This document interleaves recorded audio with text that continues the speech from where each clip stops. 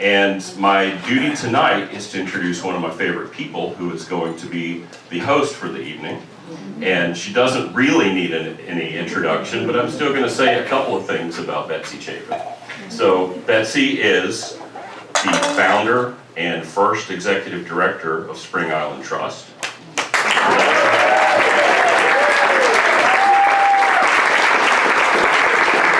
She's also co-founder of the Low Country Institute, which was a separate organization which is now integrated into the Spring Island Trust, which is all about regional conservation and outreach. And beyond all of these sort of biology type things, she's also a renowned artist and photographer. And she's brought that influence in a big way to Spring Island. So she kept arts at the center of the community. I'm sure everybody in here has spent time in the art barn and you know the history there, and it's a great way for the community to engage.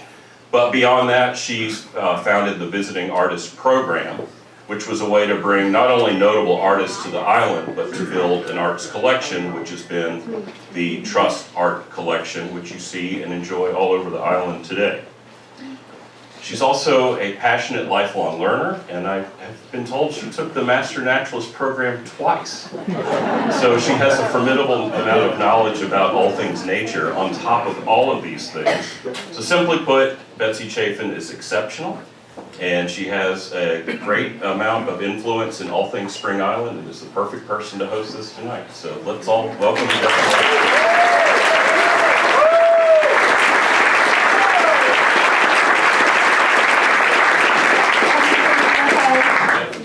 Great. And Andy Jones, thank you. You're always generous, and I really appreciate it. And thank you all for coming.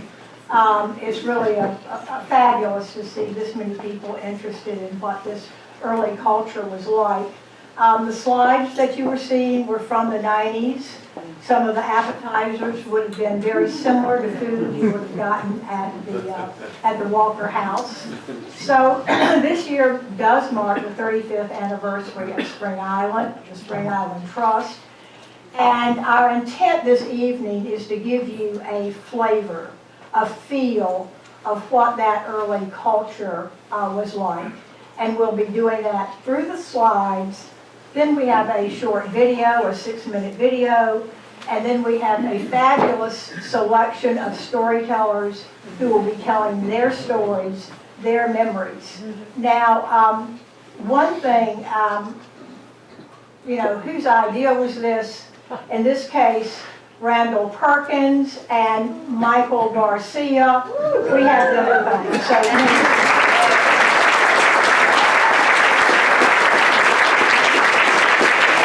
just a little bit of housekeeping. We've got some copies of Lucille Hayes' book, Spring Island Plantation, A Remembrance. And we also have this Spring Island Inner Office Memorandum, place names from December 17th, 1998. This is unedited. And we only have a few copies up here, but it'll also be posted on the website. But to give you a feel for what is in here, here's Pole Creek Lane as an example. The marsh between Spring Island and Kalawasi, specifically the section nearest the southern end of both islands, is known as Pole Creek Marsh. This name originates from the fact that Colonel William Cox ran his phone line between the two islands at this point using a series of poles.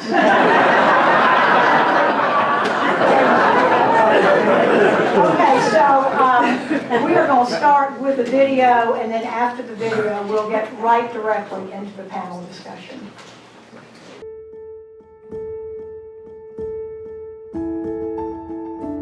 It really was an island wilderness paradise.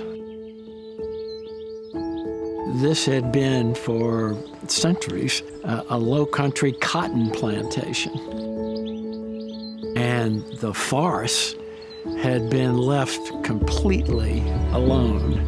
So it really was a low-country forest nature preserve, if you will. And then you had the history of what the Walker family had done, preserving it as a quail hunting preserve.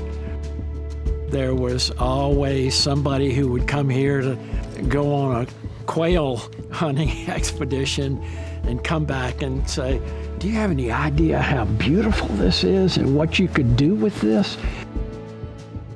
But the Walker family had a sense of preserving it just the way it was.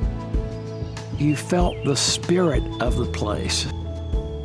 We would bring financial institutions here and ride them around, and they'd say, "Oh, look at this deep water. How many lots, and what are these lots going to be worth?"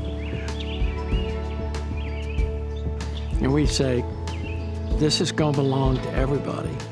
Our mentor, Charles Frazier, taught us, take the best you have and give it to everybody.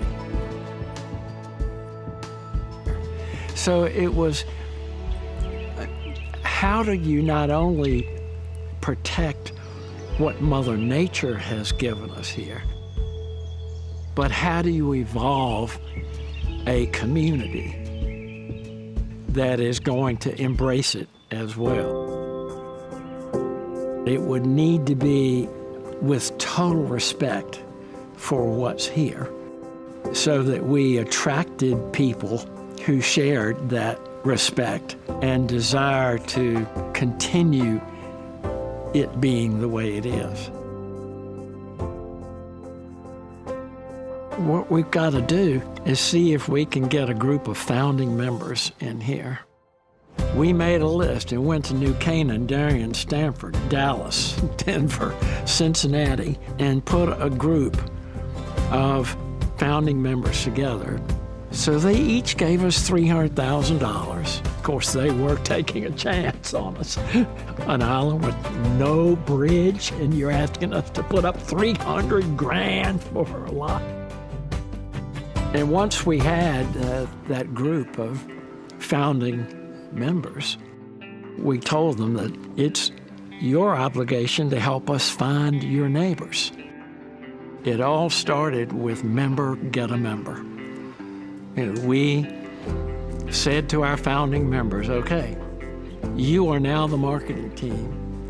And I'd pack up shrimp and oysters and go to their homes and their clubs, and they would get people together, and we'd make a presentation, and then we'd invite people to come down here. They'd stay in the Walker House. Then we'd put them on a horse-drawn wagon and take them from Walker Landing down to the gazebo and do an oyster roast and crab boil. And the whole thing was giving them a sense of what was here. The interesting beginning evolution of a sense of community here is that everybody who came here in the beginning came on the recommendation of somebody they trusted. And once they got here, they sensed that responsibility, and that continued. It was the good Lord and Mother Nature who created this. And we were very blessed to attract a group initially of wonderful founding members who believed in our mission, who then brought others, who brought others, who brought others. I would say to the current members, thank you for believing in what is here and wanting to be part of it. And thank you for agreeing to be part of the caretaking of what's here for generations to come. And it will really be in your hands to attract the next generation. And we, frankly, need to thank those early members who believed so strongly and helped create the sense of responsibility and sense of pride for what's here.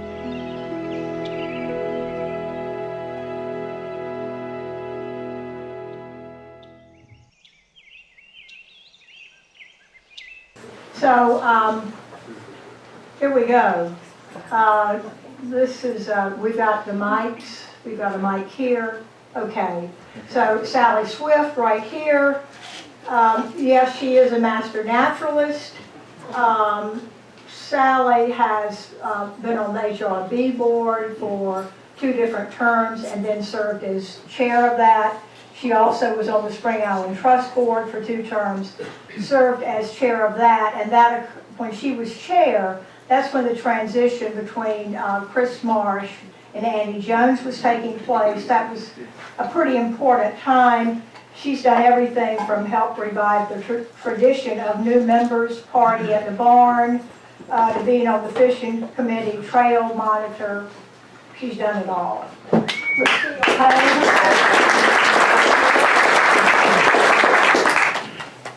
You and Bill became founding members, and I'll have to say it has always been gratifying to have a member of the Walker family that wanted to have a home here.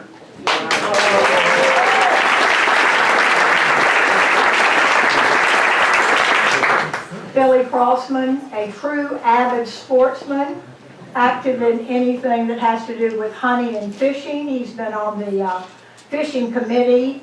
But you and your wonderful wife, Allison, raised your family here. I find that quite remarkable.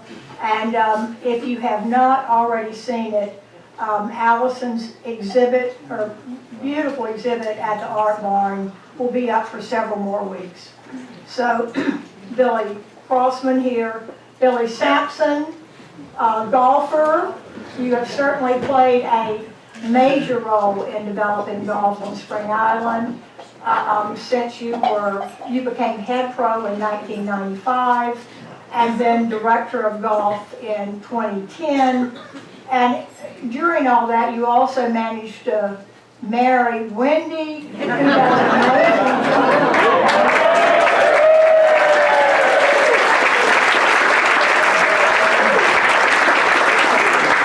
Dick Schmaltz, right here. Dick has been on the Spring Island Trust Board 2 different times. He also has been on the PLA board 2 different times. He has served with the investment committee on the trust, and he happened to mention that he was a master naturalist dropout.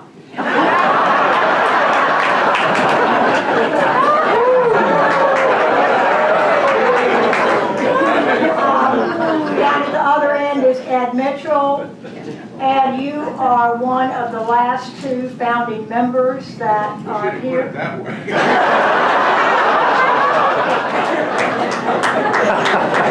You did that to complete the master naturalist. That's good. So you've been on the investment committee, you've been long range planning committee, Spring Island Trust solicitor. But most importantly, you were chair of the Low Country Institute when it merged with the Spring Island Trust, became under the umbrella of the Spring Island Trust. And that leadership was so important for that to happen, and your leadership was significant in that.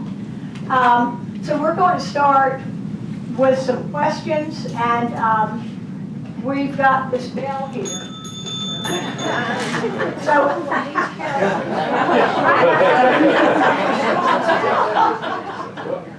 can you hear me okay? Schmaltz actually asked for the bell. He said,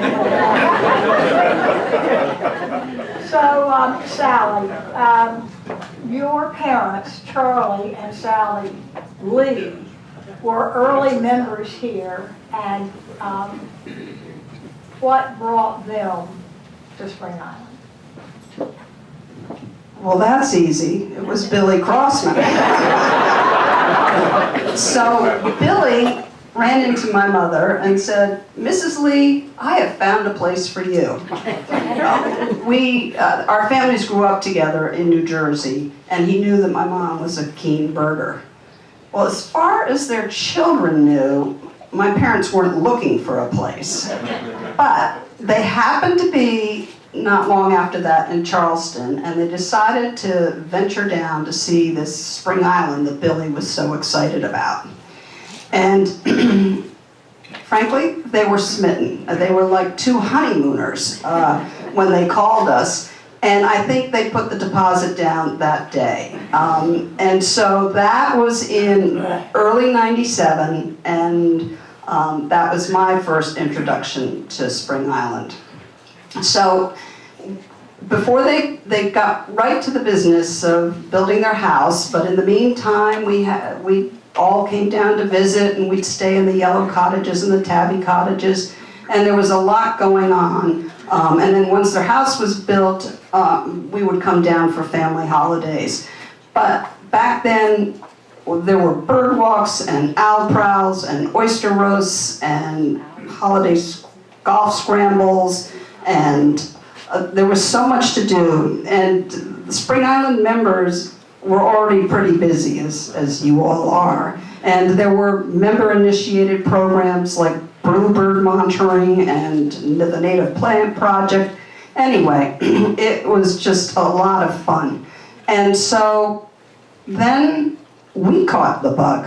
And pretty soon after that, bought our own lot on Upper Goose Pond. And at the time, the pond had been recently, that was in early 2000, dug, and it was completely unvegetated. But that was an early lesson on how quickly things grow around here, because Mother Nature quickly took care of that. Anyway, we had a young family at the time, so we knew we wouldn't be here that often, but we came as often as we could, and then we built our own house pretty quickly. And I think we maybe celebrated our first Christmas in the house in 2003. And anyway, I have never looked back on that decision to locate here. But I also you mentioned memories, I just wanted to say a word about trust talks. So this is a long-standing tradition.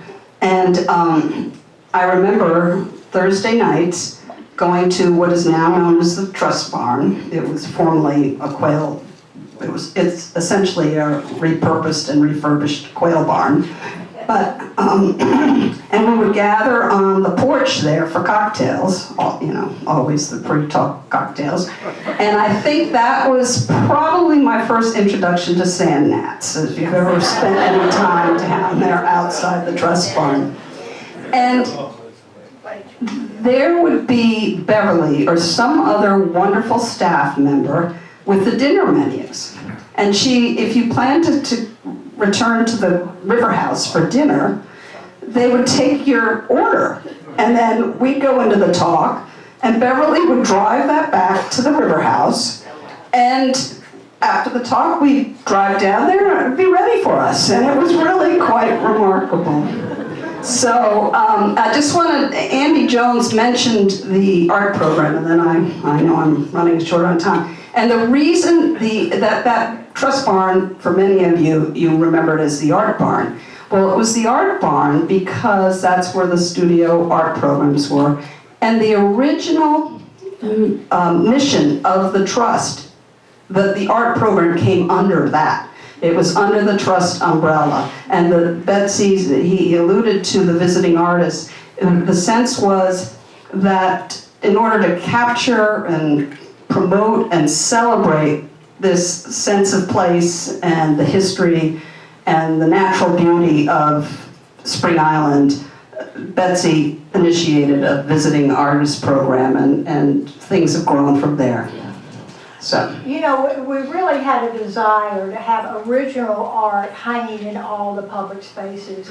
And, and we were able to make that happen. And I think that all members enjoy that. Looking around, the art is so varied, and it is from people who have come here, look at Spring Island, and then interpreted that in their own style. But Sally, you've played such a major role with different organizations. As you look back from 2025, how do you see, what are some of your thoughts about how Spring Island has evolved? Well, I think Jim touched on a lot of it in the video, and I think it has evolved the way it has. The spirit and the heart of Spring Island has not faded, and I think the sense of a strong community and the natural beauty and a shared value system persists to this day. And I think a lot of that had to do with what Jim was talking about, and it really was the forethought and careful planning and a well-articulated vision that is responsible for a lot of it. And then that vision brought those 37 original founders, and they went out and found others, but really through the years, I think we owed a huge debt of gratitude to the many, many members who have continued to steward that vision. And I have to say, for me, it remains an enriching and sustaining place that I am really happy to call home. Thank you so much.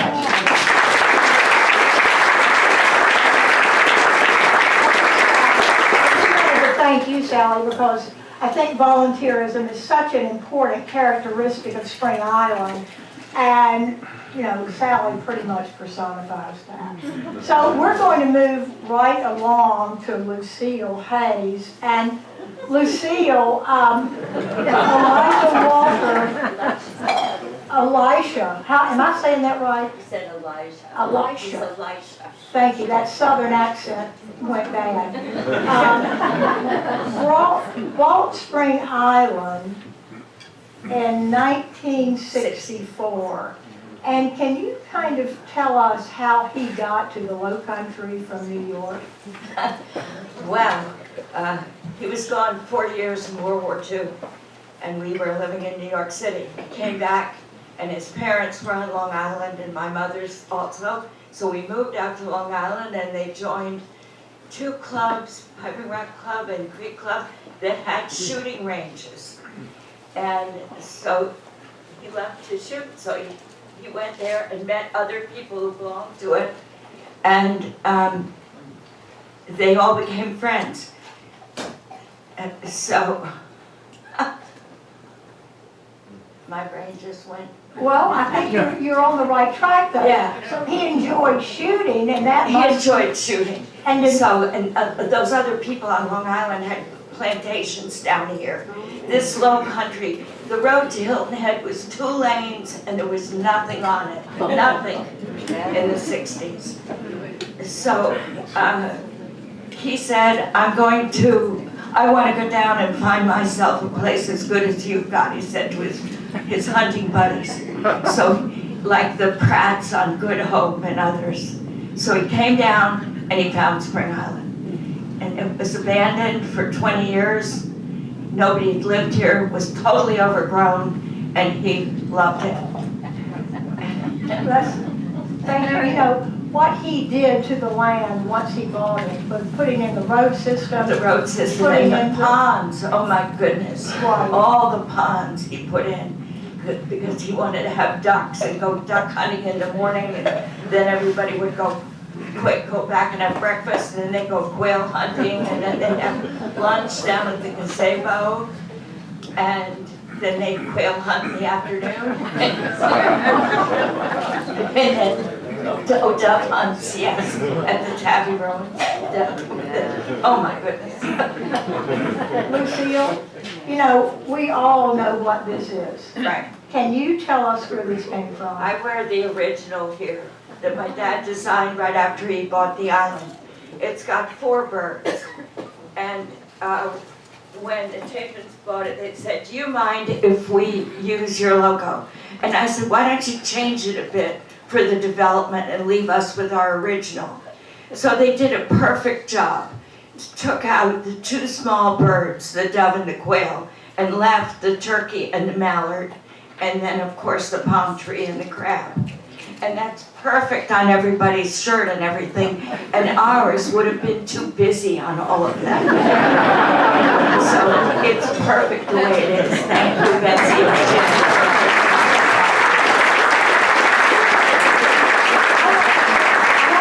I got one more story St. Francis. As St. Francis. Would you Yeah. tell us about St. Francis? Yes. My dad was a devout Catholic, and so he wanted a holy place on the island. And he loved St. Francis. He'd been to Italy numerous times. Took me once to Assisi, and so he decided to have St. Francis. He imported that pink marble from Italy. He was incredible. And then he had a priest come out from St. Peter's in town and bless it after it was finished, and we had Catholic prayers there and everything. I don't know if he ever had a mass there, but that's what he was planning to do. So it's like a huge outdoor cathedral to have St. Francis at the top there, looking down the Avenue of Oaks to the wonderful Tabby ruins. It's so perfect. So I'm thrilled he did that. It's special. You know,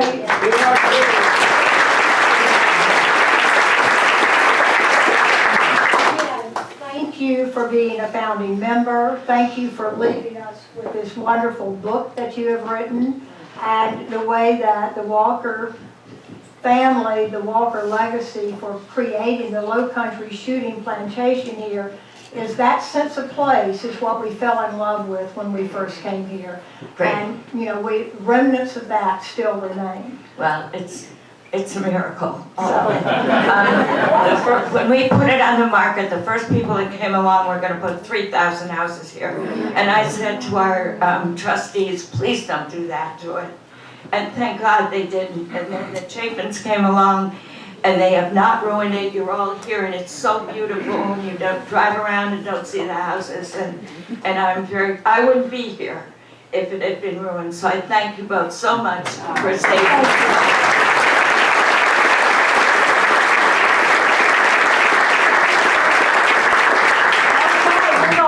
Right on into Billy Crossman. Oh dear. You have got one of the great stories about how you found Spring Island.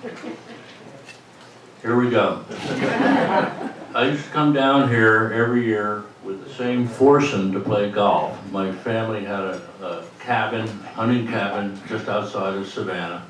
And we'd go down to Sea Island, we do this, we do that. And one of the guys in the foursome said, hey, I got special permission to go play Kalawasi. I know someone who knows someone who knows someone who just bought it. That's a close connection. Okay, let's go. So we get to Kalawasi, and back in those days, we would play 36 holes. And this is probably March, April. You know, the golf courses up in northwest New Jersey weren't even open. So we come down, and we're on the 17th hole, and my friend who knows someone who happens to be Jim Chafin, and he doesn't know directly, and he goes, I forgot to tell you, they want to take us out for lunch. But yeah, I'm 34 years old. Free lunch. This is a really nice friend you kind of know. So all of a sudden, at the end of the 17th, we get to the 18th hole, and there's a Lincoln Continental, white one, I remember, sitting there waiting to take us to lunch. So, yes, free lunch.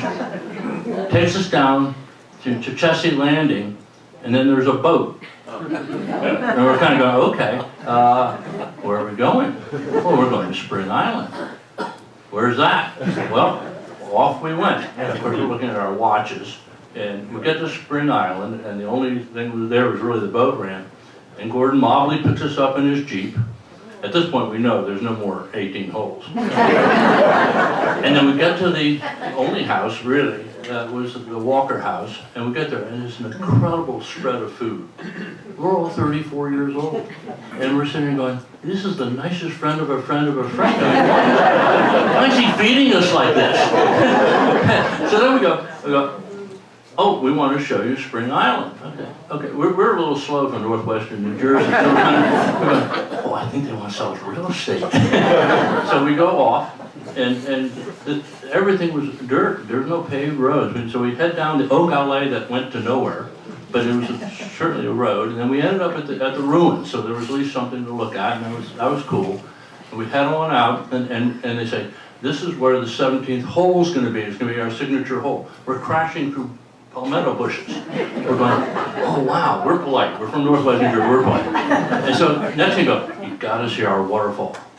We know all about waterfalls in Northwest New Jersey. So we go out and we see this waterfall, and I honestly think there was someone behind the bush that turned the spigot on. We saw the waterfall, we are polite, we went, yeah! So, they didn't have a whole lot, and then we went out to the gazebo, which was there, and it was incredible. The gazebo was out there. How far it is to get the electricity out there, I still wonder. And we saw that, and we came back, but I was smitten by the beauty and the nature of this island.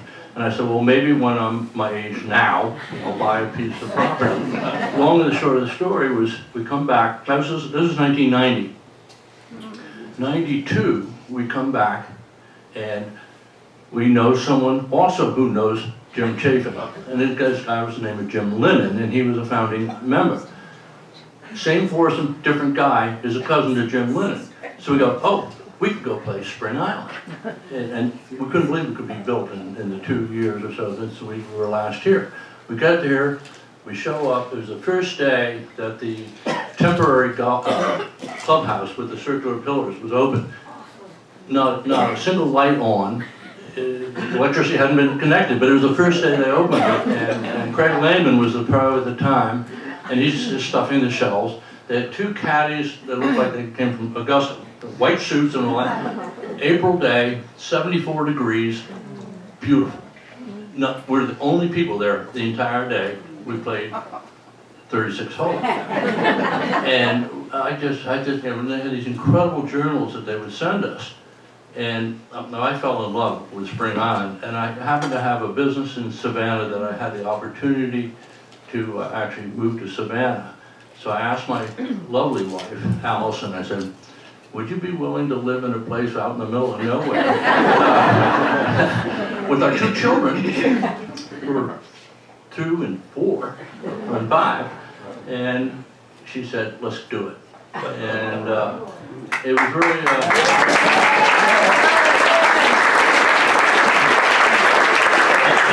because of that one introduction to that one round of golf, because of Allison and I, and we have a lovely network of friends, we've counted just short of 30 people, either directly or indirectly, that bought property here on Spring Island. Some aren't here today, but some are. Sally's one.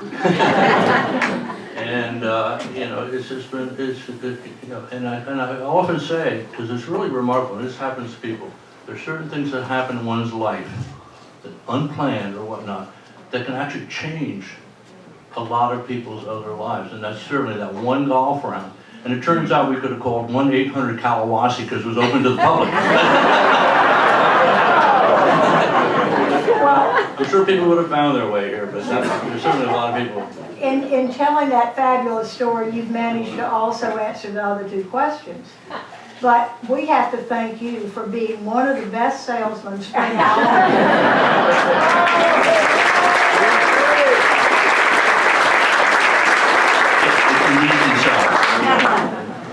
So we're going to move right on to Billy Sampson. And, you know, Billy, you and I were talking about that first golf house with the, for me, it's one of the most elegant buildings on Spring Island with those circular brick columns. And, you know, those early days, that would have been about 93, right on, you came in 95.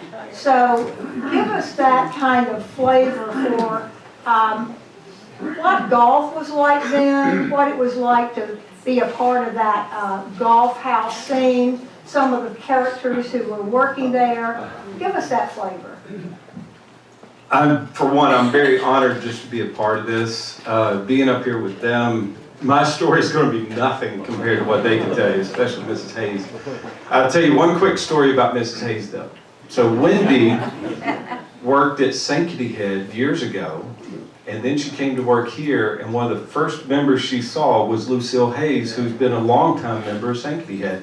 And they knew each other, and it was like, oh, here we are together. Coming in 95, I was working at Sea Pines. I'd only been out on the island one time. And That was to play golf, played 18 holes, coming onto the island, didn't know where to go. I drove down the Ocala, which I wasn't supposed to, didn't know where the road went, finally played. There was two of us, we were the only two people on the golf course playing that day. And the gentleman that was the head golf professional at that time was a guy named Darren Howard. And Darren and I played high school golf against each other. And when we got finished, I fell in love with the island. I said, Darren, if you're ever looking for an assistant, call me. I'd love to come here. And that was in October of '94. And he calls me the end of February and said, I'm looking for an assistant, let's meet. We didn't interview out here. Two guys from East Tennessee, we interviewed at Cracker Barrel on Hilton Head, over gravy and biscuits, and that's true. And Darren offered me the job. I had to make a decision. I'd been offered 2 other jobs, and both were head professional positions. I was not ready for that at that time in my life anyway, but I really wanted to come here. And Darren said, I don't know how long we're going to be there because back home in East Tennessee, they're building a new golf course. If you come and work your tail off, they may promote you. And I was like, okay. So I was at Sea Pines, left Sea Pines to come here, which, come to find out, that's where Jim Chafin got his start, Jim Light. Dr. Peter Lamont, he was part of that early time over there. We had so many people that worked here. Ellen Savage, she worked at Sea Pines. Bob Masteller, he was a Sea Pines guy. So I knew the flavor and I knew the culture, which made it a lot easier for me. And I came to work here. It was so much fun, and worked with Rosie Speaks, and Rosie was just a piece of work. She ran the whole golf operation. Even though she was our cook, she actually told us what to do. She would fix us lunch if she wasn't mad at us that day. If she was mad at you that day, you probably went without lunch. Her son Terrence, we taught him how to throw a Frisbee. He had never thrown a Frisbee in his life. He was about 12 years old at the time, and now he's a bank president up in New Jersey. Beverly would work on Rosie's days off, so now you have 2 huge personalities that covered both of us. And Abe would come, and he, anytime we had anything down our way, Abe was our bartender. Abe was just a wonderful person. William Fripp, he was in charge of all the hunting, but when we did hunting on the island, it was still when I first got here. So the dogs, Rosie would open the windows, cook some bacon, and the next thing you know, dogs would start showing up at the golf shop. And so William would have to come get all the dogs. So we got to know William very well. And the other thing, though, that I would say, the biggest part of, and it's still today, but when I first started, I didn't know what to expect about how the membership would be. How would you engage with a guy that had never worked at a private facility? I grew up at a public golf course, the only golf course in town. I'd never been at a place like this in my life. And I was received. And since then, Darren did leave, October of 1996. Mr. Chafin gave me a chance. I was interim. I messed up so many times. I had 2 weeks to prep for the member guest in the fall. I made so many mistakes. I will tell y'all one mistake I made. I forgot, now I will not say the member's name, I forgot to announce his wife as one of the flight winners. I was so nervous being on stage. And her husband came to me and let me have it. And I went to Mr. Chafin and I said, I really messed up. And he goes, oh, no, I'll show you how we fix this. He gets on stage and he goes, I just want everybody to be quiet for a second. We have one person that's played in all of our member guests, and she won the flight today, so we wanted to do a special award. So he covered that. And then 2 weeks later, Dr. Lamont shows up in my office, and he goes, I just want you to know before they can call you, I get to be the first to tell you, you're promoted. So that's how I got You've got to give one more story here, and I would love for you, you spent so much time with Arnold Palmer, Ed C. Could you give us your favorite Arnold Palmer story? I would love to. I'll give you, if I have a second. I only have one, I'll tie it all in together. But the last time I brought Mr. Palmer onto the island, it was after we did the redo in 2012. And everybody was trying to figure out, where's Arnold Palmer going to fly into? And I said, I'll handle it. I'm going to have him fly into Hilton Head. Nobody wanted to drive to Hilton Head in the morning. So I knew I got to drive him out here, because it's right next to my house. So I go to the airport, pick up Mr. Palmer. We're driving out, and we're talking about Spring Island, and he's telling me stories. And it was really fun to hear these early time stories when he was building the golf course. And we started to come through Kalawasi. We come onto Spring Island. I was like, Mr. Palmer, if you remember, down to the left's the Walker House. And we start coming around. I said, okay, now we're getting ready to go into Live Oak Forest. And he looked at me and he goes, bro, I know where I am now, I'm home. And I was like, oh. He goes, but I've got to see 3 people. He goes, make sure I get to see Jim Chafin. And he goes, is Ernie Ransom still alive? And I was like, oh yeah, he lives right over there. And he goes, and Beverly, I've got to see her. So we made that happen that day, and I have a picture with Mr. Palmer and Beverly, and both of them just mouth wide open laughing. I have a picture that has Ernie Ransom, Mr. Palmer, and myself, and matter of fact, I printed that and I signed that for Ernie Ransom to give him to his house, which was funny because that was a joke. And I gave him actually one that wasn't signed by me, it was signed by Arnold Palmer. And I went to his house and he had the one that I signed up. And the one other real quick story, and this is quick. My father passed away in 2000, and the 2 people that really became really strong in my life was Dr. Peter Lamont and Ed C. And Ed and Doc, anytime I had any questions or anything, they were always there for me. And also, the membership here took such good care of us as a family. Our son was a preemie when he was going to have to quit work. And they, you all, allowed us to bring our son to work for the first year of his life. So that's why I've spent half of my life here on Spring Island.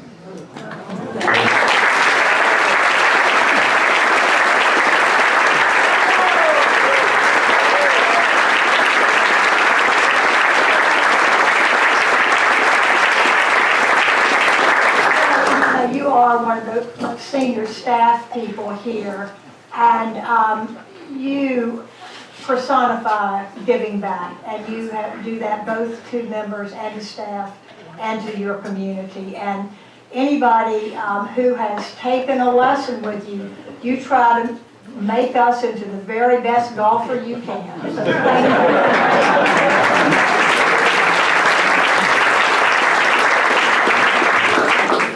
So Dick Schmaltz, okay, I tell you what, I think that you would love to talk to us about the culture of Spring Island. Right. Took 10 minutes of practice to get that going. So, you're talking to a guy who dropped out of Master Naturalist, whose first English theme at Colby was F minus minus. Bear with me. The story, the personal story is, as I said in the trust note I put out, Joan and I came here in 1996. Actually, we came here with a golf group in 95. And the same experience, we played around the golf. And I went home to Joan, we were staying at Sea Pines, and said, I found the place we're going to retire. This is Friday. And Joan said, you're crazy. I said, no, Saturday morning, this is 1995 in the fall, we're driving back to the airport, let's drive in. Somehow we got through security, drove them around and said, Jesus, this is like Maine where we have our summer house. Came back, April of 1996. I'm gonna talk for 3 minutes, God damn it. So we came back in 1996, we arrived on Thursday, Friday morning, they take us for a tour of the island. We say, geez, there are 3 areas that we're very interested in. Up that way, over that way, down that way. We asked the realtor, you're the expert, what do you think we really should be interested in? And he said, the gazebo is there for a reason. And you should be very interested in that area. So Friday, we signed on the line. I said to Joan, it's only an option. We're buying raw land. This place is a dream. There aren't many houses. The risk is high. So we'll buy an option. Second part of the story. 1996, we come down in the fall. All of these, all Beverly and the food and the Walker House. We come back in 97. We start building in 98. So what was an option turned into a serious investment of an emerging, risky real estate development. I'd like to take you through how risky it was and what the past, how we got to where we are today. So I sat down, in 96, I'm still working, 99, I'm retiring. I come down here in the winter, what am I going to do? And there were just wonderful people here. And you got a sense of the rhythm of the community as you spent more time here. And I said, wow, I want this place to be a place that our grandchildren are going to love. That's what I really thought about, and that kind of permeated the spirit of this community. So what did that mean? It meant that I decided to go into the governance of the island. So I was lucky enough to, did we elect people for some of those boards? I'm not sure. But anyway, I got on all those boards. And let me tell you the stories. This thing starts in 1999. Challenges. You're in a happy place now. Challenges then. First challenge. We buy in 91 lots. How would you like to have 500 homes on this island instead of 400? I don't think you'd like this island as much. Big, right, long-term decision. Second challenge. Create LCI to help in the financing to donate those 91 lots. So we got a little tax deal. It was so damn brilliant. Hey, IRS people here, please shut off. I'm going to jail. And then the next event was the purchase of a good part of Spring Island in the early 2000s from the developers. You know, they've got to move on. They've got to get capital out. And the members really want to start owning the place to have it more in keeping with what the members really want. Another big decision, where are you going to get the dough? How's it going to work? How do you value the properties?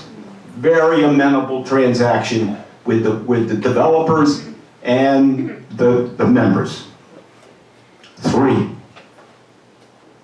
rumors are circulating, this never got public, but we had some of Crossman's friends come down, CEOs from New York, etc. And they would come down with the corporate mentality, why the hell are there 2 boards on Spring Island? It doesn't make any sense. The trust was a very small, one individual entity with a very low profile. And so, we got on, a few of us, and said, if these 2 entities don't have their separate identities, the POA could build a skyscraper on trust property. And we don't want that. So a huge decision, subtly in the background to some of these movers and shakers, was you don't understand what Spring Island's about. You need both those two entities. Next one. Wait 1 second. Already?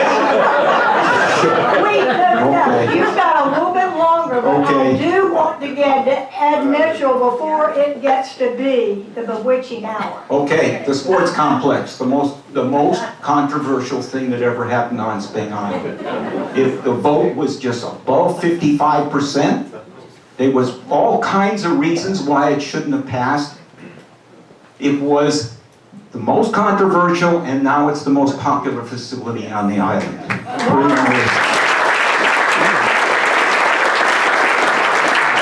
Financial chaos, 2007, 2008, the markets crashed right across from where we live on the Collin River. Memberships at Berkeley Hall, Belfair, Collin River, they're going for $1. $1. We have 93 properties for sale on this island. 25% of the island is on sale. You gotta give me one more minute. That's I won't go any more on that one, but that's all.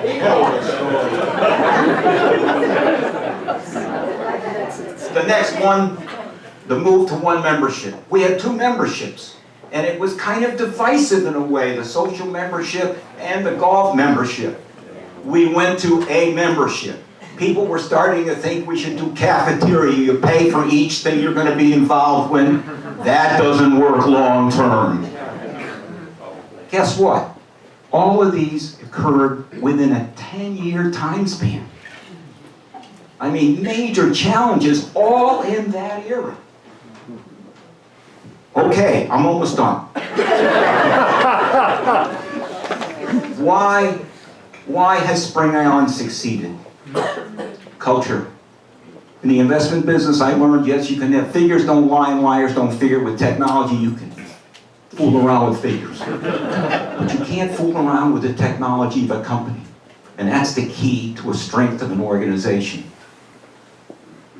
What carried Spring Island through all these challenges was culture. What do I mean by culture? Think long term. Think about the decisions that have resonated so well, the rec center, how it still functions. People come now for the model. The nature center, we're talking 25-year-old, 20-year-old structures, and they're all in. They're places you want to be. Second reason, a commitment to first-class amenities. First-class facilities, first-class pros. This is important that we stay committed to first-class amenities. Third one, respect your neighbors. So how do I define respect? Well, a priest actually gave me the story. The Bible says love your neighbor as yourself. And the priest said, Dick, that's the Bible. Let me give you my catch on that. You don't have to love your neighbor. You don't have to like your neighbor. But I hope you respect your neighbor. Bravo!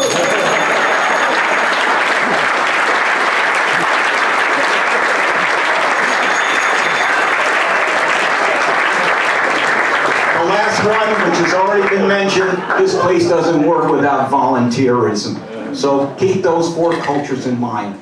And my message to you, especially you newer ones, make this a place, make sure you continue to make this place where your grandchildren want to come.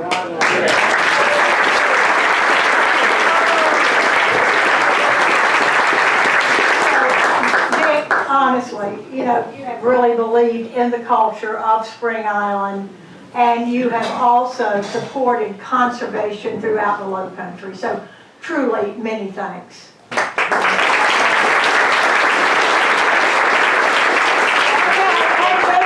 Ed has 30 seconds. No,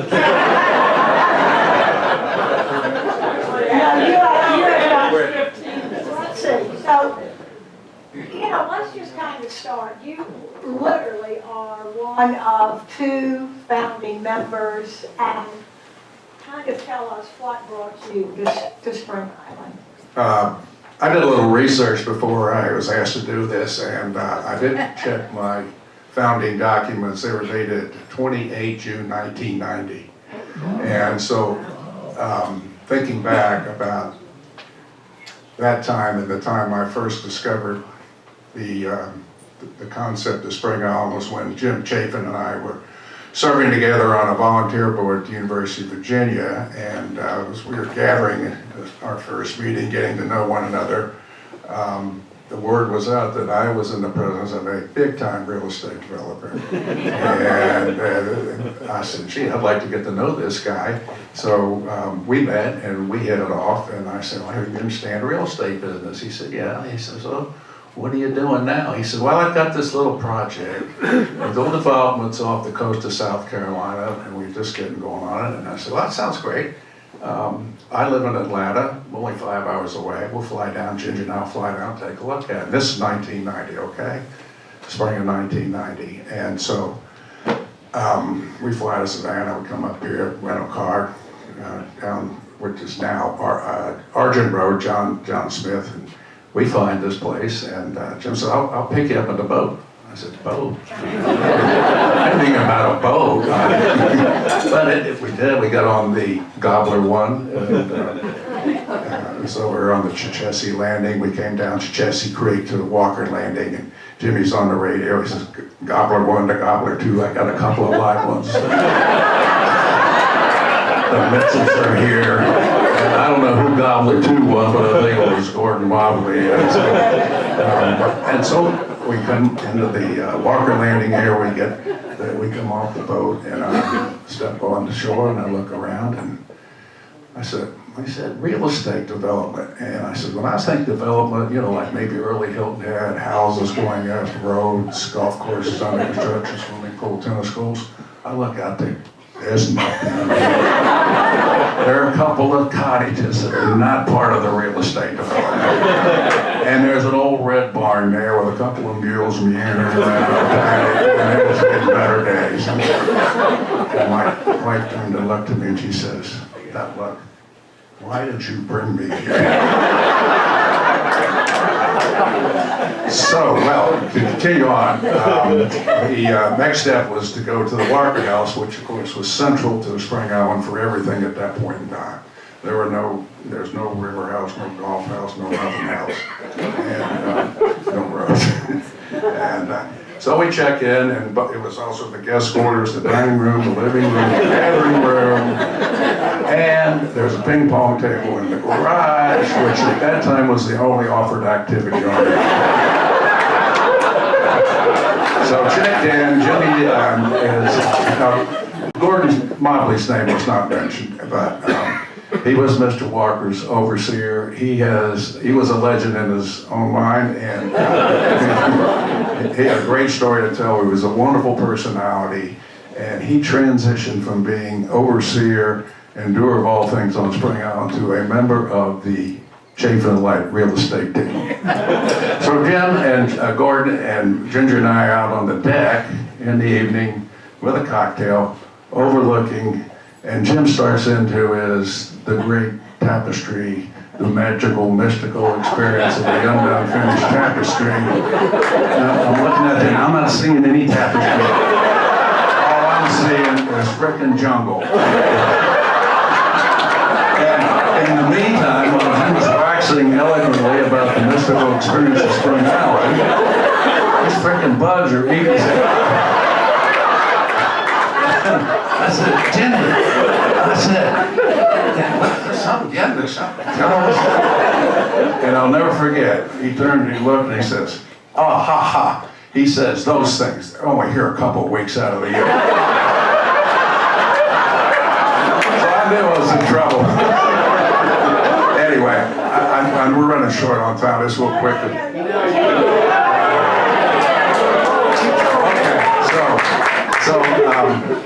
This is early on, and there weren't many people here. And one of the great features of the Walker House was the communal dining, and it was boarding house style. Everybody sat around a big table. Nobody knew anybody, but at the end of dinner, everybody knew everybody. Friendships were easily made. It was fun. It was joyful. It was a wonderful experience. And There was one incident, there was a naturalist, Bruce Lampright, who was one of the first guys here, and a terrific guy. He had a pet otter, named Okatee. And Okatee had the run of the river house. You know, he'd be out there gathering up little scraps during dinner and stuff. And he would, you could feed him, and he would even let you pet him, and then he'd bite the hell out of you. So, but anyway, I'll finish up this story about the why we happen to be here at Spring Island. So, after the mystical experience lecture, and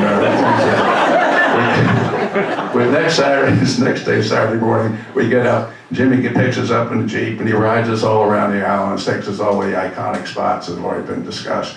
And then he's going to take me to my founder's lot. It's been picked out just for me, and it's the only one left.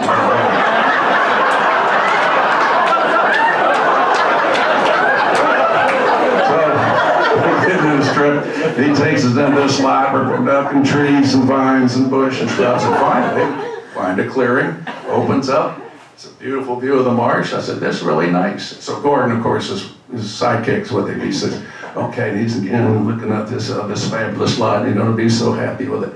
And he said, now Gordon, I want you to walk back to the end of the property line, okay? And we just want to let them know what this lot looks like. So, I mean, the size of it is. This is a 5.5 acre lot. Well, it's just a big lot. So anyway, Gordon dutifully disappears into the bush. And he's gone for a little while. And then he ducked behind a tree next to me. Jake goes, you there then, Gordon? Not yet, Jake. Okay. All right, well, let us know when you get there. Well, a little bit longer, he said, how about now, Gordon? You there? Oh, not there yet, Jake. So I'm starting to think, Jim, you and I went to the same school. I mean, come on. Anyway, finally, Gordon gets to the end of the lot, and it's a big lot. And I'm thinking, reflecting afterwards, I said, you know, he would never walk that line wide-wise, lengthwise of it. Anyway, bottom, I guess the short story, long story short, we get home that weekend, and I think about it, and I said, you know, Ginger, I think this would be a good investment. She said, you're crazy. There was a benefit to being a founding member, one of which was that Gordon also raised shrimp here on the shrimp pond. He put them in the spring, harvest them in the fall, and he would send them to all the founding members. So that wasn't a bad return for your 300 cats.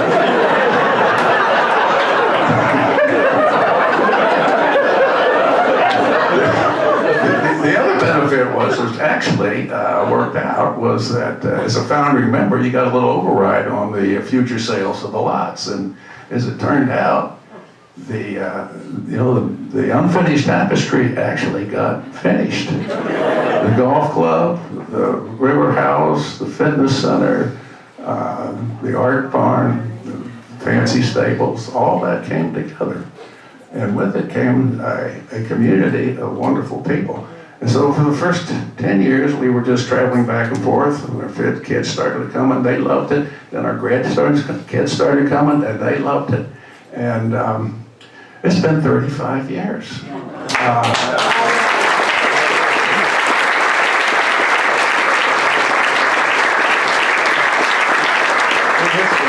greatest part of our life. I mean, a huge part of it. And I think just final thought on all of this was,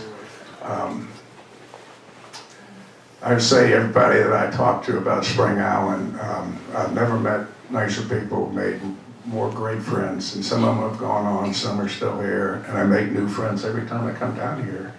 And it's just a wonderful community. People who come here don't always, what I'm really trying to say is people who come here because they have chosen to be here for the reason Spring Island stands for, which is community and living in harmony with nature in this beautiful place. And my everlasting gratitude and thanks go out to my dear, dear friends, Jim and Betsy, for putting this together.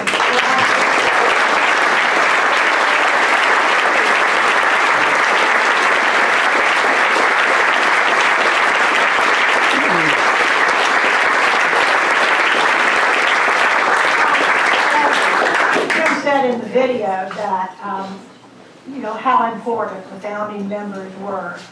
And Mitch, just thank you for that early belief in Spring Island for being a founding member, because without you, without Lucille, this would be a very, very different place. Now, our intent this evening was to give you a flavor and a sense of this island back in the 90s, and I think we owe a lot to this, these rambunctious